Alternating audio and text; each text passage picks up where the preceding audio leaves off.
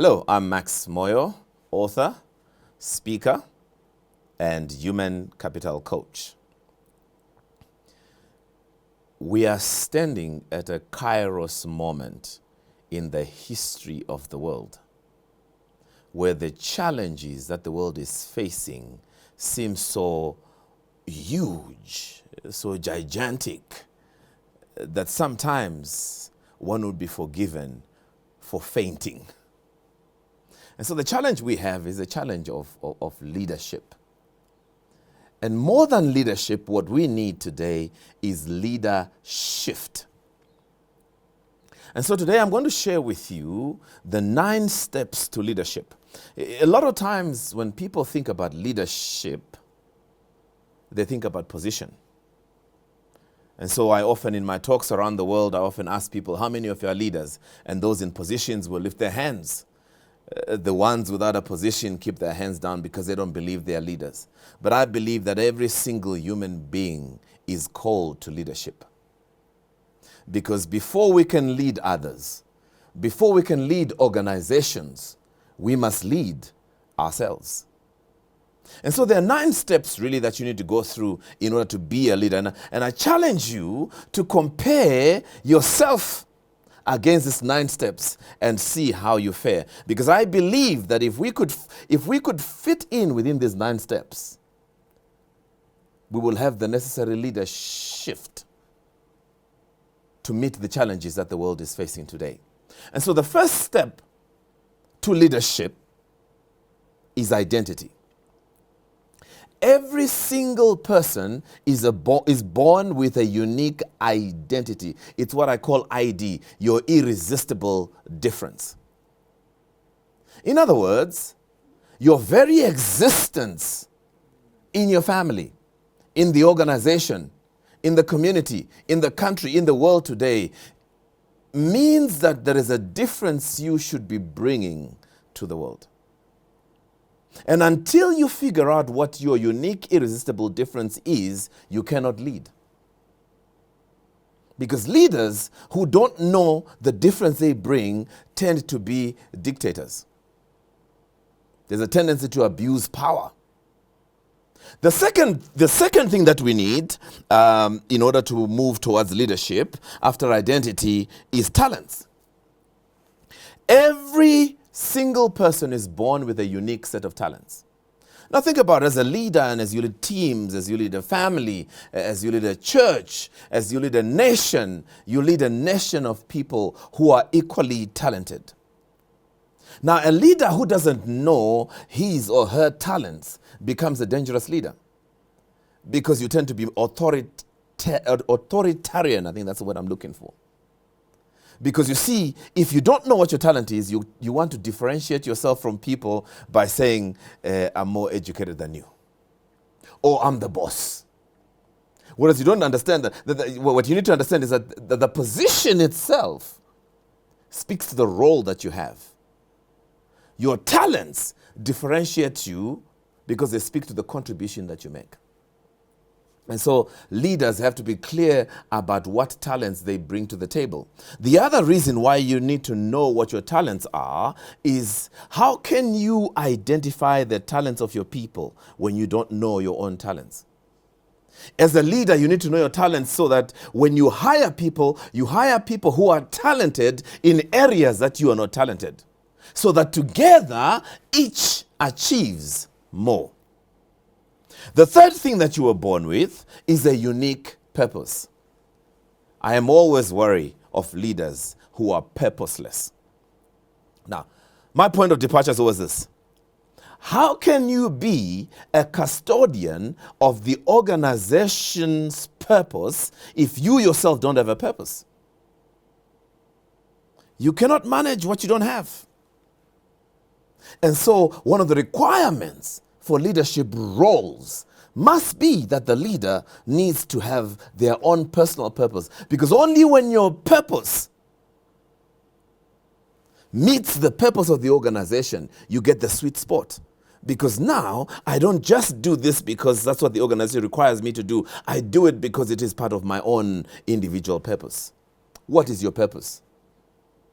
What did you come to the world to do? Now, I said to you, we needed a leader shift. And that shift that I'm talking about, the shift that needs to happen, it is one that says, if the purpose of the organization is not aligned with your personal purpose, it is time to step down. This is very critical. If your personal purpose is not aligned to the organizational purpose, it is time to step down as a leader. There is nothing wrong with you.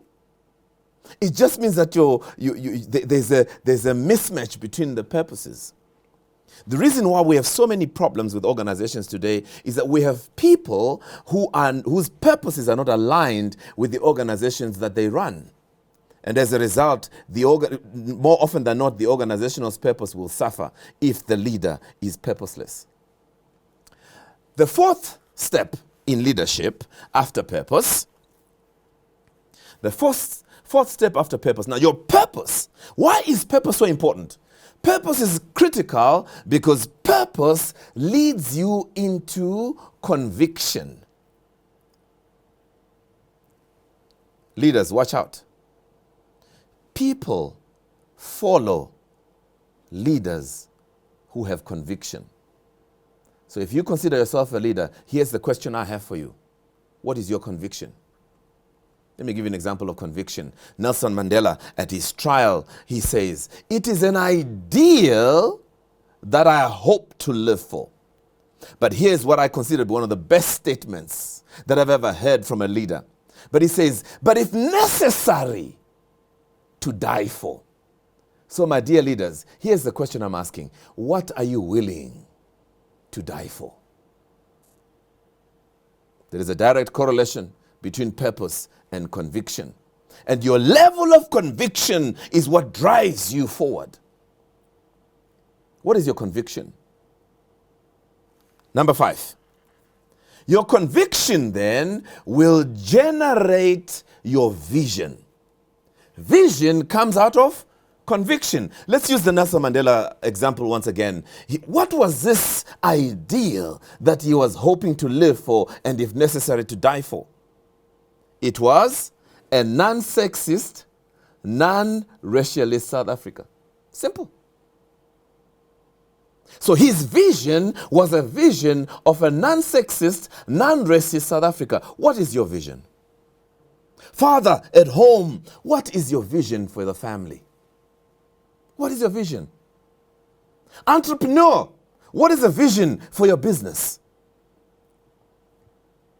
Young man, what is the vision for your future?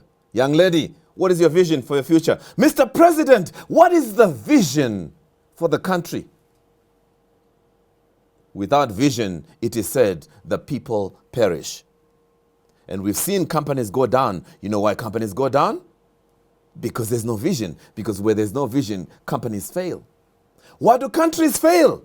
Because of lack of vision. Where there's no vision, countries fail.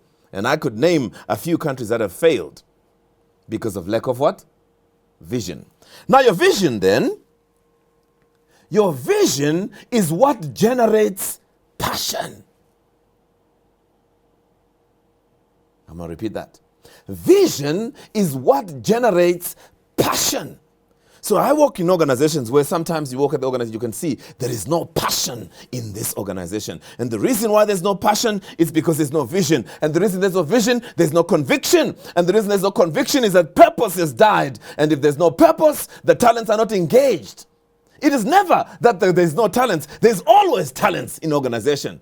But without purpose, the talent is dormant.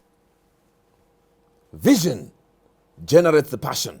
It is the one thing that drives you, your vision. It is the one thing that gets you up in the morning. It is your vision. I have a vision of a world of over 8 billion people who are clear about their identity, who are harnessing their unique purpose, with their unique talents, and pursuing a life of purpose. That's my vision.